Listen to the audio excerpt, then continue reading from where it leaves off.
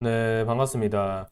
자, 요즘 제가 반도체를 정말 많이 강조를 드리고요. 반도체 영상을 좀 많이 올려드리다 보니까 일각에서는 이 사람 반도체 환자다.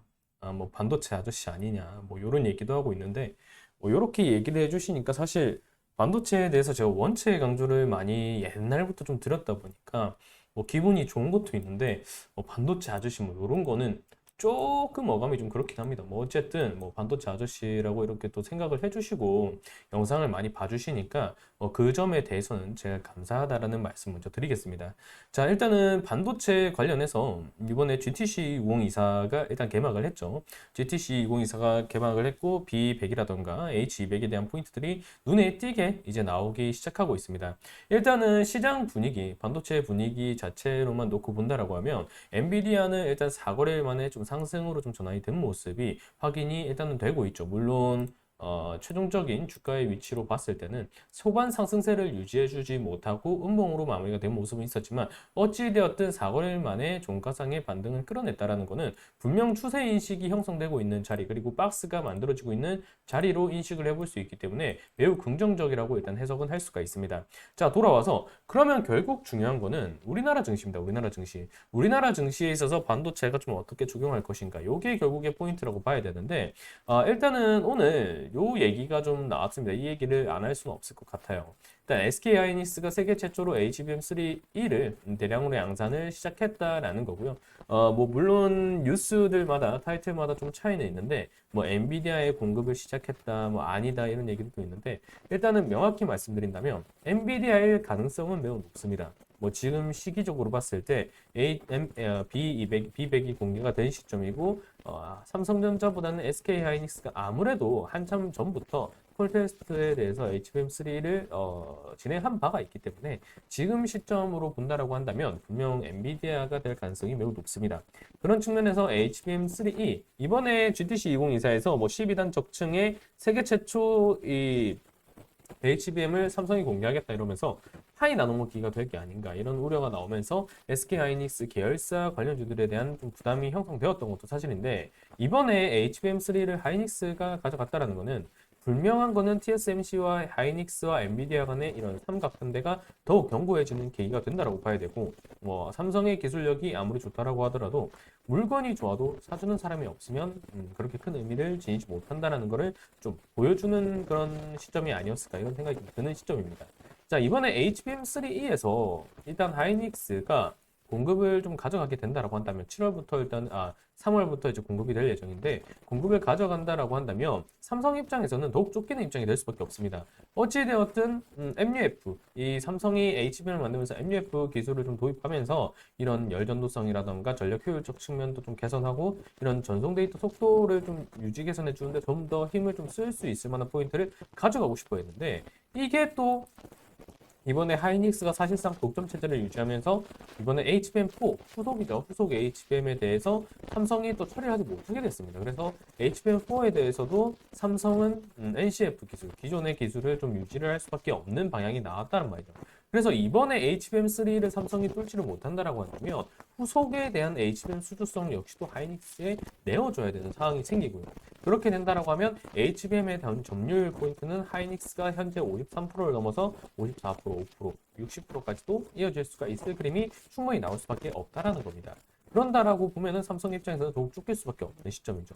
물론 지금 시점에서 이 D램, 결국에 D램을 쌓아 올린 게 HBM이라고 봤을 때 정통적으로 D램에 대한 점유율 자체는 하이닉스와 삼성의 축으로 볼 때 삼성이 좀 더 우세하긴 합니다. 하지만 결국에 D램을 쌓아 올린 게 HBM이라는 포인트를 둔다라고 봤을 때 이런 D램에 대한 재고가 이번에 좀 처리가 되면서 삼성이 시장 점유율을 좀 끌어올린 부분이 있지만 결국에 HBM에 대한 수요가 차츰 늘어나고 있는데 그 공급 포인트를 하이닉스로 좀 뺏기는 흐름이 계속해서 나온다. 그러면 D램에 대한 점유율도 하이닉스가 단번에 삼성을 뛰어넘기는 어려울 수 있겠지만 불면 그 격차가 크게 좁혀질 수 있는 시점은 시간이 지날수록 된다. 이렇게 본다라고 했을 때 하이닉스의 기대치와 수주성은 더욱 더해질 수밖에 없다라는 것을 우리가 집중을 해야 된다는 거죠. 왜냐하면 HBM4에 대한 그런 점유 포인트 자체도 지금 시점에서 놓고 본다면 그렇게 삼성에게 우호적인 모습은 아니기 때문에 그렇다라고 볼 수 있는 겁니다.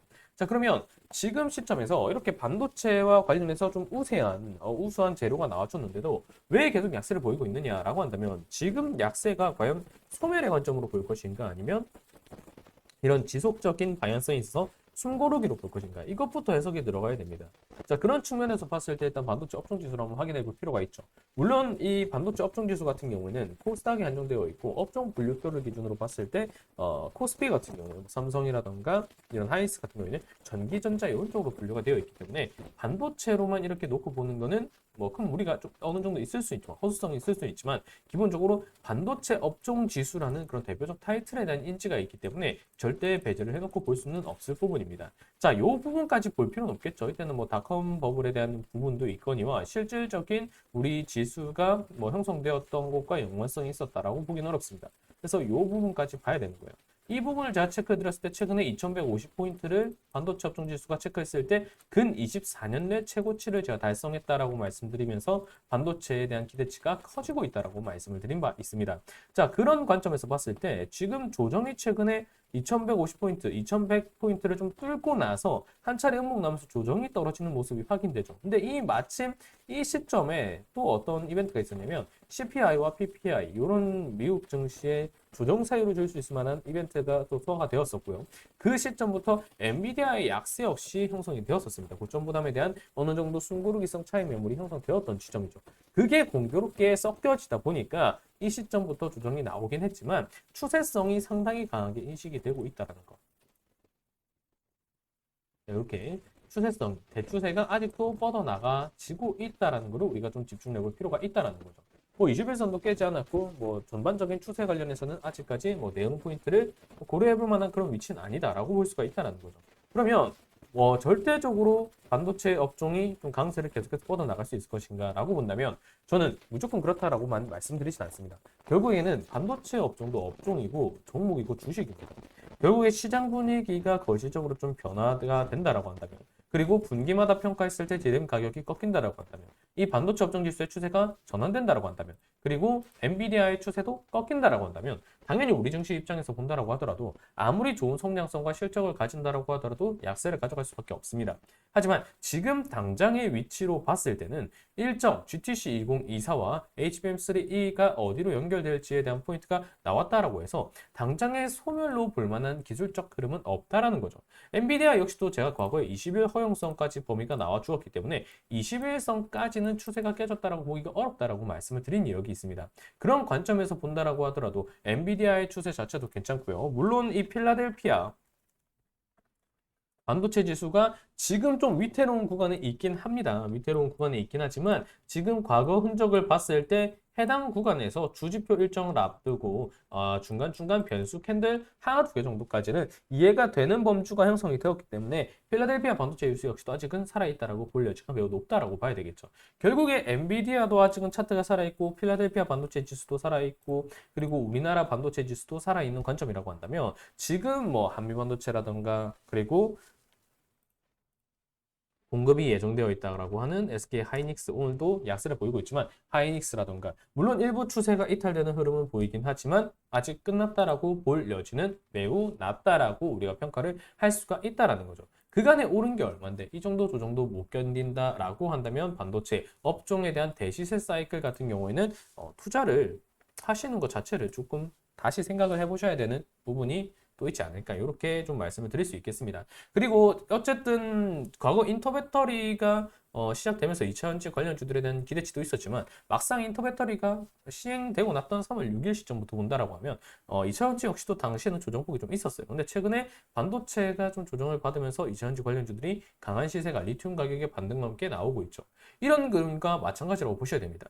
당시에는 재료 소멸에 대한 인식이 어느 정도 형성이 되었지만 그게 정말 테마성으로 재료 소멸로 마무리가 될 것인가 아니면 지속성은 있지만 숨고르기로 볼 것인가를 판단을 해야 되는데 반도체 역시도 이런 디램에 대한 가격 상승과 2차전지로 본다면 리튬의 가격 상승 그리고 재료성과 수요적 측면은 매우 견고하다고 봐야 되겠지만 때문에 아직은 끝났다라고 인식하기는 분명 어려운 부분이다 라고 명확히 아셔야 된다는 겁니다. 자, 그러면 지금 시점 왜 이렇게 약세를 또 보이느냐라고 한다면 이 부분도 간과를 하기는 어렵습니다. 일단은 엔비디아의 포인트도 좀 봐야 된다라는 거죠. 일단은 데이마켓 기준으로 지금은 좀 반응이 나오고 있는데 아까 전에 2% 넘게 좀 하락을 했던 이력이 있습니다. 이 영향도 분명 있다라고 봐야 되죠. 어쨌든 우리나라 반도체를 투자하는 사람들 입장에서 본다라고 하면 분명 이 엔비디아의 방향성과 이런 주가 흐름 그리고 투심을 무시하고 배제할 수가 없습니다. 그런 측면에서 봤을 때 엔비디아의 주가가 인터배터리 아까 전에 SK 하이닉스의 발표 포인트가 나왔을 때 2% 넘는 이런 약세 포인트를 보였다라는 거는 분명 우리나라 반도체 지수 입장에서 본다라고 하더라도 부담을 어느 정도 형성을 할 수가 있는 자리였다라는 거죠. 그런 측면에서 봤을 때 지금 이렇게 반등이 잡히고 있다라는 거는 물론 데이마켓은 변동성이 매우 큽니다. 호가 범위 자체가 얇기 때문에 큰다는 그런 변수는 있지만 분명 우리나라 증시에 투심을 영향을 끼칠 수 있는 부분이고 그 영향이 현재 우리나라 반도체 업종에 투영이 되고 있다라고 볼 수가 있다는 거죠. 그래서 정리를 하면 크게 몇 가지 반도체 업종이 지금 어떻게 흘러갈 것인가를 체크할 수 있는 것은 있습니다. 일단 한미 반도체가 기본적으로 저는 최대 수혜를 얻을 수 있는 종목 중에 하나라고 저는 계속해서 말씀을 드렸고 이전에 HBM3E에 대한 포인트도 결국에 TC 본딩 과정에서의 좀 강점이 드러나야 되는 부분이기 때문에 하이닉스가 수주성을 따는 입장이라고 한다면 그 떡고물은 한미 반도체로 이어질 수밖에 없습니다. 그래서 한미 반도체의 추세가 이탈되는 흐름이 나온다라고 하거나 혹은 필라델피아 반도체 업종 지수가 완전히 꺾인다라고 하거나 엔비디아의 추세가 꺾인다라고 하거나 꺾인다라고 하거나 우리나라 반도체 업종 지수가 꺾이는 흐름이 아니라고 한다면 그 이전까지는 아직까지는 반도체를 좀 가지고 가는 게 유효할 것이라고 보고 그 꺾이는 시그널이 나온다라고 하면 고점에 사신 분들이든 저점에 사신 분들이든 어느 시점이 됐든 절대적인 상승 방향만 그리는 업종 방향은 없기 때문에 정리를 어느 정도 고려를 하시는 필요가 좀 있을 것이다. 이렇게 말씀을 드릴 수가 있다라는 겁니다. 자, 오늘 일단은 반도체 업종 관련해서 제가 다시 한번 좀 정리를 드렸습니다. 뭐 일각에서는 뭐 반도체 아저씨라고 슬슬 저를 부르기 시작하던데 뭐 그게 기분이 좀 애매하긴 하지만 왜냐면 너무 그 이제 배터리 아저씨 박순영 기자님과 제가 좀 비교되는 그런 부분이 있을 것 같기라는 생각이에요. 그분 너무 훌륭하신 뭐 얘기도 많이 하신 분이고 그분과 제가 이렇게 비교를 할 수 있는 그런 부분은 아니겠지만 어쨌든 반도체에 관심이 많은 사람이다 정도로만 인식을 하면서 일단 오늘 영상은 여기서 마무리를 할 수 있도록 하겠습니다. 자, 영상이 도움이 되셨다면 좋아요와 구독 그리고 하단 링크에 이제 텔레그램 채널 통해서 반도체에 대한 견해라든가 방향성을 계속해서 짚어드리도록 하니까 많은 참여 편하게 무료로 진행되고 있으니까 해주시면 되겠습니다. 저는 또 그럼 다음 영상에서 인사드릴 수 있도록 하겠습니다. 감사합니다.